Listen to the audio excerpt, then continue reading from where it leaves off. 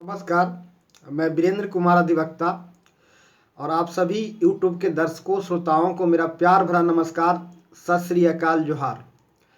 और आज मैं पुनः आप लोग के समक्ष पूर्व की भांति YouTube के चैनल रियल नॉलेज पर एक संक्षिप्त चर्चा लेकर उपस्थित हूँ। और आज का चर्चा का विषय है भ्रष्टाचार, अनाचार और सामाजिक नैतिक पतन। क्योंकि इस विषय पर मैं पहले भी एक चर्चा प्रस्तुत कर चुका हूँ, लेकिन मौजूदा सामाजिक हालात और परिस्थितियों को देखते हुए मैं आज पुनः चैनल पर इस विषय पर एक चर्चा लेकर के उपस्थित हुआ हूँ। जैसा कि आप सभी जानते हैं कि भ्रष्टाचार एक विश्वव्यापी समस्या बन चुकी है और यह एक सर्वकालिक समस्या है और आज विश्व के गंभीरतम समस्याओं में से यह एक है। भ्रष्टाचार आज विश्व के गंभीरतम समस्याओं में से एक है। तो इस विषय पर चर्चा होना स्वाभाविक है, चर्चा जरूरी है। और तत्कालिक सामाजिक परिस्थितियों को देखते हुए, माहौल को देखते हुए इस विषय पर आज मैं पुनः एक संक्षिप्त चर्चा लेकर उपस्थित हूँ। जैसा कि विदित है कि आज भ्रष्टाचार दुनिया के हर कोना में व्याप्त है और सभी क्षेत्रों में, सरकारी क्षेत्र से लेकर के प्राइवेट क्षेत्र में भी भ्रष्टाचार, अनाचार व्याप्त है। मैंने इसके पूर्व एक चर्चा में बताया था कि भ्रष्टाचार के लिए जवाबदेह हमारा बिलीफ है, हमारी सोच है, हमारी मान्यताएं हैं, हमारा दृष्टिकोण है। और मैं आज इस विषय पर और इसका विस्तार से इस विषय का विश्लेषण करने के लिए आज मैं इस चैनल पर उपस्थित हुआ हूँ। आज दुनिया के हर कोना में भ्रष्टाचार है, हर जगह भ्रष्टाचार है। समाज में सदियों से ही एक आतताई और तुच्छ स्तर के स्वार्थ के लोलुप लोग हमारा समाज में विद्यमान रहे हैं। कुछ स्वार्थी तत्व, तुच्छ स्तर के स्वार्थी तत्व शुरू से ही समाज में विद्यमान रहे हैं और आज भी हैं। और भ्रष्टाचार के जन्मदाता यही तुच्छ स्तर के स्वार्थी लोग, तुच्छ स्वार्थी लोग ही रहे हैं। हम विश्व इतिहास के जब हम अध्ययन करते हैं तो इतिहास का हर पृष्ठ, हर पन्ना यह साबित करता है कि भ्रष्टाचार समाज के एक सदियों पुरानी बीमारी है जो आज तक है।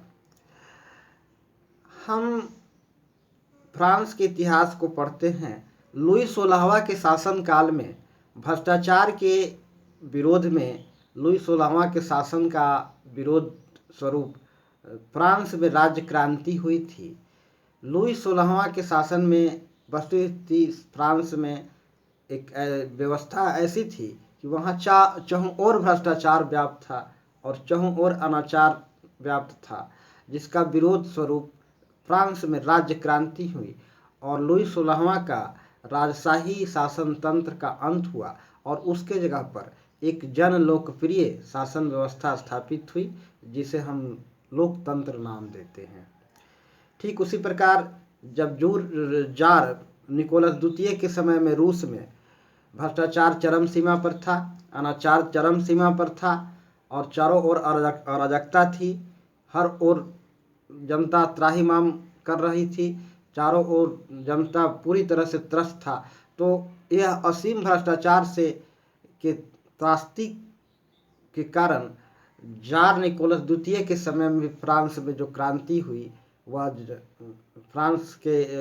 जार निकोलस द्वितीय के समय में रूस में जो क्रांति हुई जिसे हम बोल्शेविक क्रांति के नाम देते हैं, जिसके परिणाम स्वरूप वहाँ जारशाही राजतंत्र का अंत हुआ और उसके स्थान पर एक जन लोकप्रिय लोकतंत्र, साम्यवादी लोकतंत्र की स्थापना हुई, जिसके पृष्ठभूमि कार्ल मार्क्स और हर्जन जैसे राजनीतिक विचारकों और चिंतक विशेषज्ञों ने तैयार किया था। तो देश, दुनिया और समाज से भ्रष्टाचार के निवारण में, भ्रष्टाचार के शमन में दार्शनिकों, राजनीतिक चिंतकों, विचारकों की भूमिका विशेष रही है, भूमिका अहम रही है। और आज के समय में भी राजनीतिक विचारकों की, चिंतकों की, विश्लेषकों की इस भयावह समस्या के निदान में, यह राष्ट्रव्यापी विश्वव्यापी समस्या के निदान में अपनी महत्वपूर्ण योगदान देने की जरूरत है। आज किसी समय में चिंतक, लेखक, विचारक सत्ता पक्ष के चापलूस हुए करते थे और वह अपना स्वतंत्र चिंतन और विचार को लोगों के सामने प्रकट करने में असफल हुआ करते थे। वे सत्ता के चापलूसी किया करते थे। साहित्यिक रचना सत्ता पक्ष के चापलूस के रूप में प्रस्तुत करते थे, चापलूसी के रूप में प्रस्तुत करते थे। लेकिन एक स्वतंत्र चिंतन और एक मनन और एक स्वतंत्र विचारधारा लोगों के समक्ष प्रस्तुत करने की, लाने की जरूरत है और इस दिशा में ईमानदारी पूर्वक लेखकों को, विचारकों को, चिंतकों को, विश्लेषकों को अपनी भूमिका का निर्वहन करने की जरूरत है। जैसा कि हम सब जानते हैं कि भ्रष्टाचार से आज दुनिया का कोई भी कोना अछूता नहीं है। आए दिन समाचार पत्रों में, मीडिया में यह खबर छपते रहता है, यह खबर प्रसारित होते रहता है। इस प्रकार के भ्रष्टाचार के खबरें प्रकाशित होती है। इस भ्रष्टाचार में कुछ आवाम तबके लोग भी सम्मिलित हैं और उसके पीछे कारण होता है उनके अपने तुच्छ स्तर के स्वार्थों की पूर्ति करना। और कुछ आवाम लोग के साथ साथ सरकारी क्षेत्र में चतुर्वर्गीय कर्मचारी से लेकर के आला अधिकारी तक भ्रष्टाचार में आकंठ डूबे हुए हैं। यहाँ तक कि कुछ घटिया पॉलिटिशियन, कुछ तुच्छ स्वार्थी तत्व पॉलिटिशियन भ्रष्टाचार में आकंठ डूबे हुए हैं और भ्रष्टाचार को पोषण दे रहे हैं, भ्रष्टाचार को पोषण प्रदान कर रहे हैं, भ्रष्टाचार को पोषित कर रहे हैं। और पूरी तरह से व्यवस्था सरकारी क्षेत्र, सरकारी तंत्र में आज भ्रष्टाचार चरम सीमा पर है। यह एक तथ्य है। इस तथ्य से, इस सच्चाई से मुंह नहीं मोड़ा जा सकता है, क्योंकि तथ्य और सच्चाई को कभी छिपाया नहीं जा सकता है। यह वास्तव दृष्टिगोचर है, लोगों के सामने है। ज्यादातर घटिया पॉलिटिशियन, ज्यादातर तुच्छ स्वार्थी सोच रखने वाले पॉलिटिशियन भ्रष्टाचार में आज संलिप्त है। इस सच्चाई से मुंह नहीं मोड़ा जा सकता। और फिर उनके मातहत अधिकारी, कर्मचारी भी भ्रष्टाचार में संलिप्त है, क्योंकि जब पॉलिटिशियन ही संलिप्त हैं तो मातहत अधिकारी का तो संलिप्त होना स्वाभाविक है। तो आज आला अधिकारी, चतुर्थवर्गीय कर्मचारी से लेकर के आला अधिकारी तक भी भ्रष्टाचार में आकंठ डूबे हुए हैं। यह एक तथ्य है, यह एक सत्य है और इस सत्य से, इस तथ्य से, इस सच्चाई से मुंह नहीं मोड़ा जा सकता। आज भ्रष्टाचारियों का एक वर्ग बन गया है, भ्रष्टाचारियों का एक समुदाय बन गया है, भ्रष्टाचारियों का एक संगठन बन गया है और सब एक दूसरे से अपने तुच्छ स्वार्थों के कारण जुड़ गए हैं। तुच्छ स्वार्थी के पूर्ति के उद्देश्य से सब एक दूसरे से के साथ जुड़ करके, गोलबंद होकर के एक भ्रष्टाचारी, अनाचारी लोगों का एक संगठन, एक वर्ग बन गया है। और यह हमेशा वर्ग अपने तुच्छ जनता के प्रवाह, जनता के हितों को, देश दुनिया और समाज के हितों को परवाह किए बिना यह आतताइयों का जो वर्ग है, या अनाचारियों का जो वर्ग है, या भ्रष्टाचारियों का जो वर्ग है, या नैतिक रूप से पतित लोगों का जो वर्ग है, अपना तुच्छ अस्त्र के, अपने तुच्छ किस्म के स्वार्थ सिद्धि के लिए कोई भी कदम उठाने के लिए आज तैयार हो जाते हैं। वह जो जनता की, देश दुनिया की कोई परवाह करने की उनके जरूरत वो महसूस नहीं करते हैं और कोई भी कदम उठाने के लिए आज तैयार है। और यह इतिहास में ऐसी घटनाएं की पुनरावृत्ति होती रही है।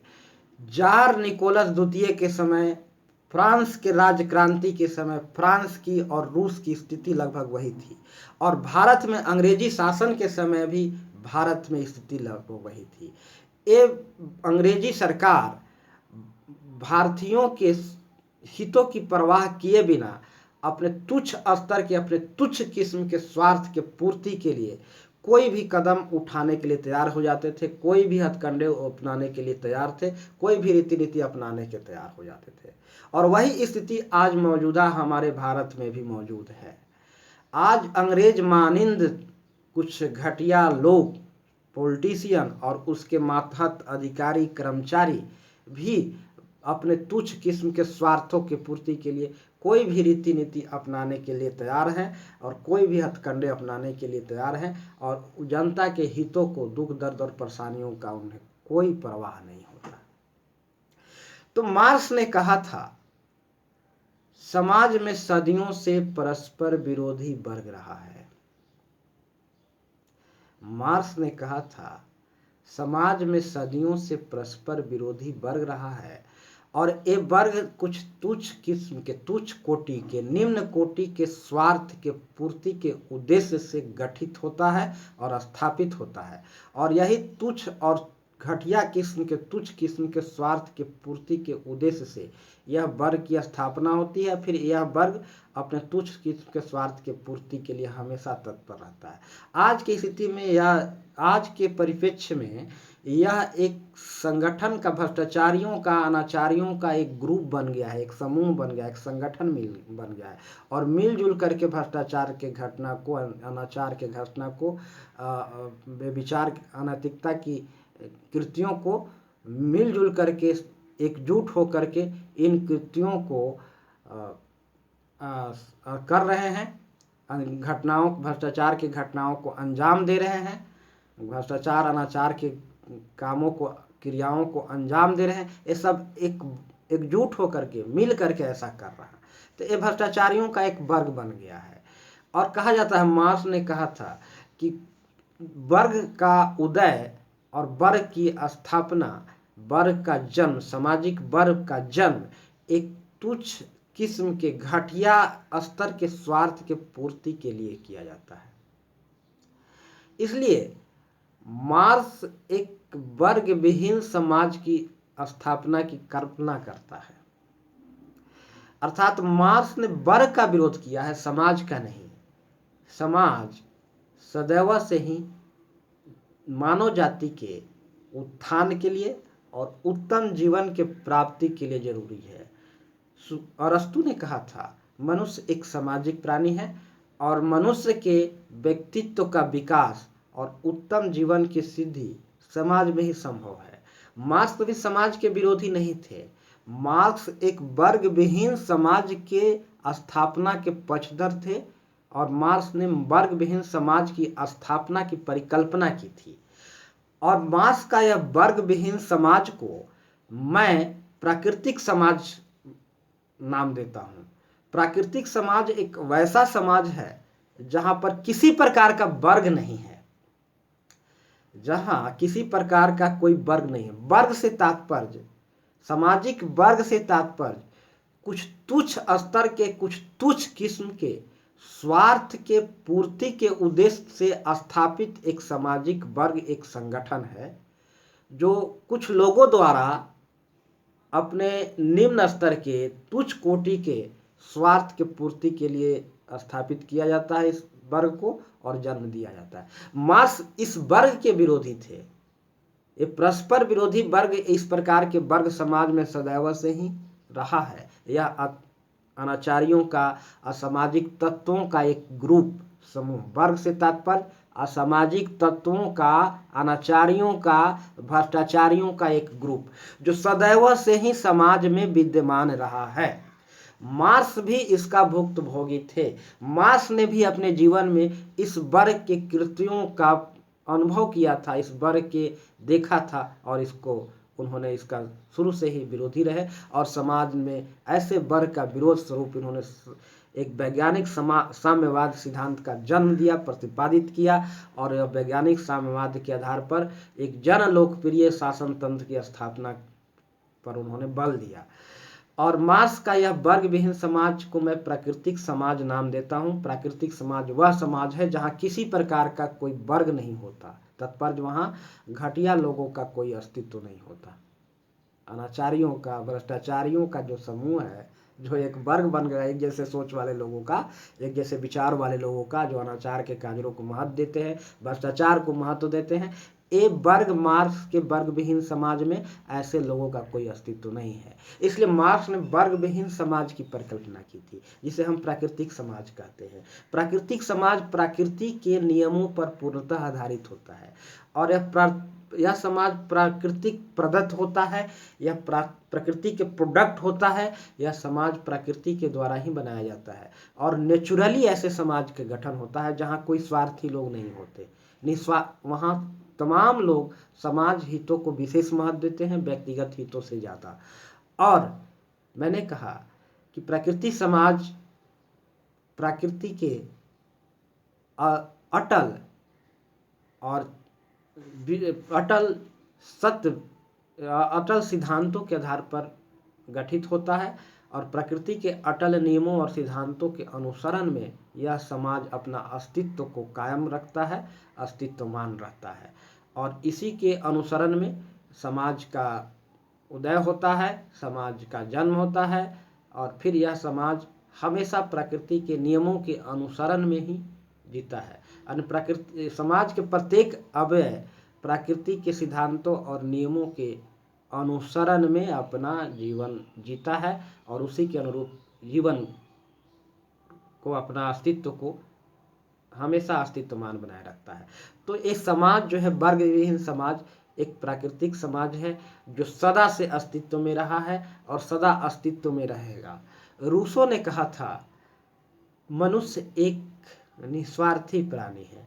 मनुष्य के प्राकृतिक अवस्था का चित्रण करते हुए रूसो ने कहा था, मनुष्य एक निस्वार्थी प्राणी है, निष्कपट प्राणी है, निश्चल प्राणी है। मनुष्य के स्वाभाविक अवस्था का चित्रण करते हुए, प्राकृतिक अवस्था का चित्रण करते हुए रूसो ने कहा था, मनुष्य एक भोला भाला प्राणी है।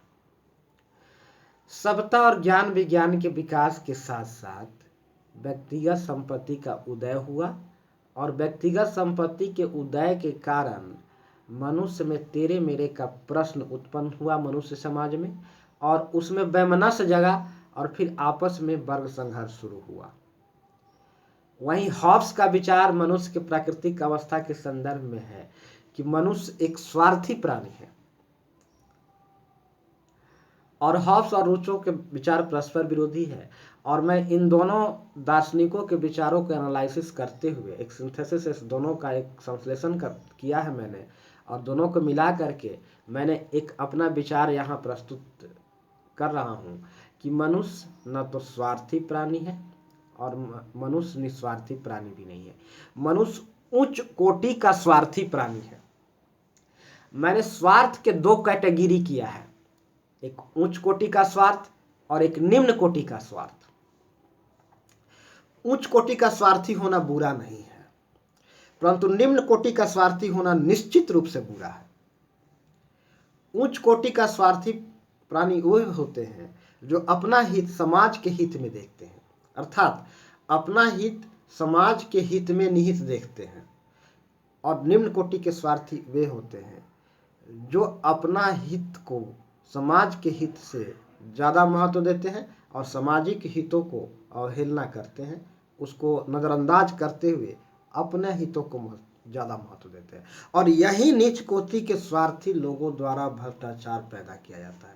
भ्रष्टाचार यहीं से पैदा होता है जहाँ लोग अपना स्वार्थ को समाज के हित से ज़्यादा महत्व देने लगते हैं, यहीं से भ्रष्टाचार पैदा होता है।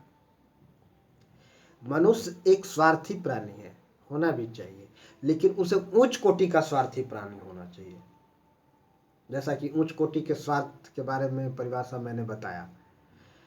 उच्च कोटि का स्वार्थ आज अक्सर हम लोगों को कहते सुनते हैं कि हमारा जीने का आधार हमारा परिवार है, हम अपने परिवार के लिए जीते हैं, अपने बच्चों के लिए जीते हैं। परिवार समाज की एक यूनिट है, एक इकाई है, एक बिल्डिंग ब्लॉक है। समाज परिवार ही परिवार और समाज में कोई बहुत बड़ा ज़्यादा फर्क नहीं है। परिवार समाज के एक यूनिट है, एक बिल्डिंग ब्लॉक है। तो लोग अक्सर कहते हैं कि हम अपने परिवार के लिए जीते हैं, यानी व्यक्ति खुद से ज़्यादा परिवार को महत्व देते हैं, परिवार को ज़्यादा अहमियत देते हैं। तो परिवार भी समाज का एक इकाई है। तो मनुष्य को मैंने उच्च कोटि का स्वार्थी प्राणी के रूप में रखा है, और जहाँ लोग निम्न कोटि के स्वार्थी लोगों का एक वर्ग है, वहाँ प्राकृतिक समाज, वर्ग विहीन समाज उसे सदा से ही विरोध करते रहा है। और यही विरोध के परिणाम स्वरूप हमेशा विश्व में क्रांतियाँ हुई है, जैसे फ्रांस की राज्य क्रांति, रूस की राज्य क्रांति, अंग्रेजी शासन के विरुद्ध भारत के राष्ट्रीय आंदोलन। यह निम्न कोटि के स्वार्थी लोगों के जो वर्ग हैं उसके विरुद्ध में प्राकृतिक समाज का उसके विरोध में एक प्राकृतिक समाज की क्रांति है, या नेचुरल समाज की क्रांति है, या मार्क्स के वर्ग विहीन समाज की क्रांति है। तो वर्ग विहीन समाज की स्थापना, यानी कि तुच्छ स्वार्थों के पूर्ति के उद्देश्य से गठित समाज का विरोध और उसका अंत करना, या प्राकृतिक समाज का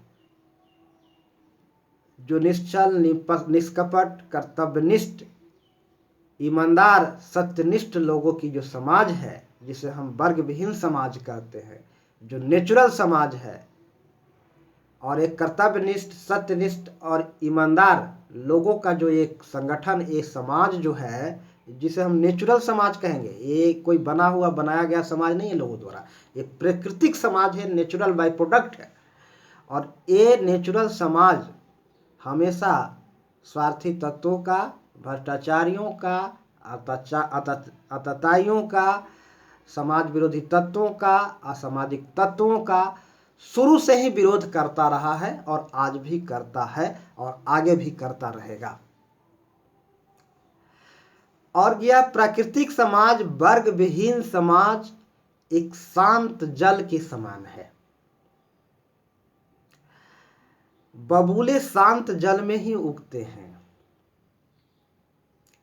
ये प्राकृतिक समाज, ये नेचुरल समाज, ये वर्ग विहीन समाज एक शांत जल के समान है, जिस पर यदा कदा बबूले या स्वार्थी तत्वों के वर्ग के रूप, स्वार्थी तत्वों को प्रतिनिधित्व करने वाला या समाज विरोधी तत्वों का जो एक वर्ग है, एक समूह है, वह शांत जल में उत्पन्न होने वाला बबूले के समान है, जो यदा कदा शांत जल में उत्पन्न होता है, लेकिन उसका अस्तित्व क्षणिक होता है, कुछ समय के लिए होता है, और उसका अंत निश्चित होता है। तो इस शांत जल में ये स्वार्थी तत्वों के द्वारा, असामाजिक तत्वों के द्वारा, भ्रष्टाचारियों के द्वारा जो एक बबूले रूप में सामाजिक संगठन और वर्ग बन गया है, एक समूह लोगों का एक संगठित हो गया है, एक ग्रुप बन गया है, यह ज़्यादा दिन तक अस्तित्व में नहीं रहेगा। इसका अंत निश्चित है, यह तथ्य है, यह सच्चाई है। इस सच्चाई से मुंह नहीं मोड़ा जा सकता। तो इस शांत जल के समान है हमारा प्राकृतिक समाज, वर्ग विहीन समाज, जिसे मार्क्स ने वर्ग विहीन समाज कहा था। और इस शांत जल में क्षणिक अस्तित्व रखने वाले बबूले के समान है यह दुष्ट, दुराचारियों, दुर्जनों, अत्याचारियों और भ्रष्टाचारियों, अनाचारियों, सामाजिक नैतिक रूप से पतित लोगों का यह वर्ग, एक समूह। तो सामाजिक रूप से पतित लोग का अस्तित्व ज़्यादा दिन तक नहीं है। आज जरूरत है देश में अच्छे पॉलिटिशियन की, अच्छे राजनेताओं की, जो भ्रष्टाचार के विरोध में लड़ाई लड़े और आंदोलन खड़ा करे, और जगह जगह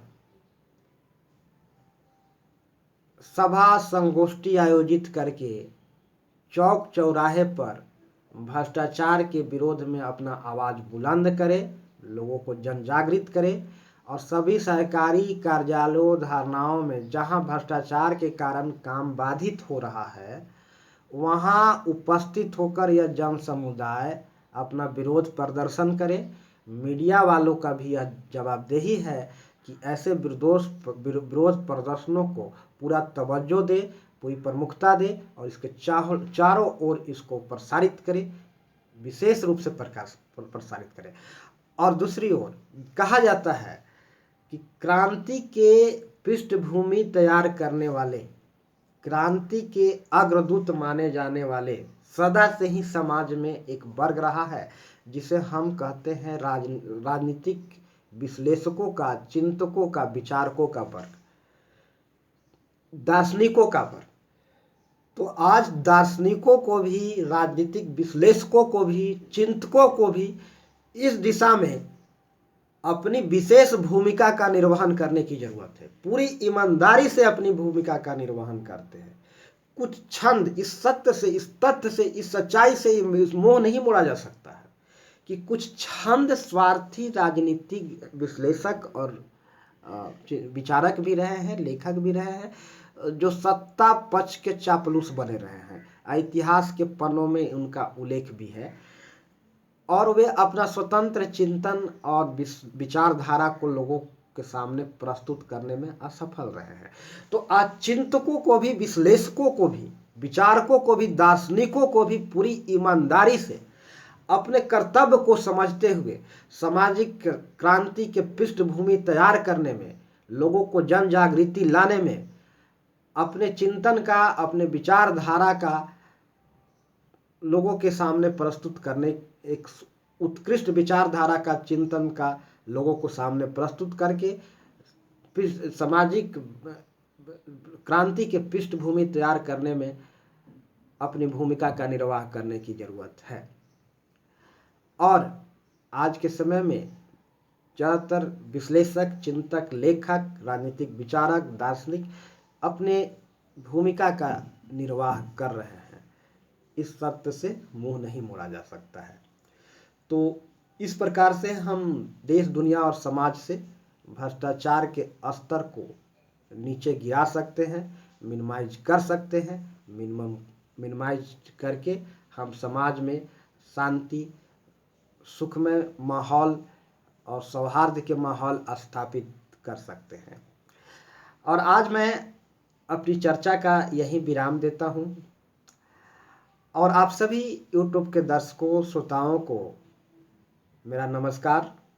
जय हिंद, जय श्री राम।